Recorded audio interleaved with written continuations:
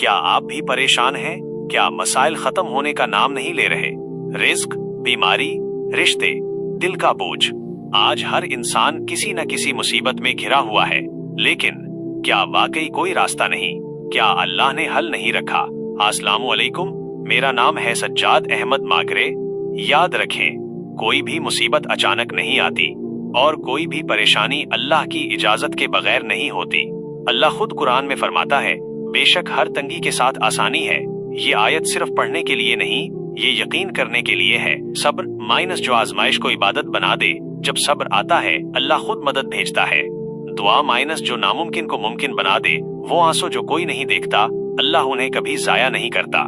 इस्तिग़फ़ार जो बंद दरवाजे खोल दे, कसरत से पढ़ें, अस्तग़फ़िरुल्लाह रब्बी मिन कुल्लि ज़ंबिन व अतूबु इलैह। अल्लाह पर यकीन जो दिल को सुकून दे। जब दिल कहता है अब कुछ नहीं हो सकता, तब अल्लाह कहता है मैं होना। याद रखें, अल्लाह आपको तोड़ने के लिए नहीं, निखारने के लिए आजमाता है।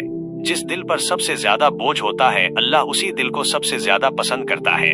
आज अगर अंधेरा है तो कल रोशनी जरूर आएगी, बस अल्लाह का दामन न छोड़ें। हर मुसीबत की एक मुद्दत है और हर रात के बाद सहर जरूर आती है।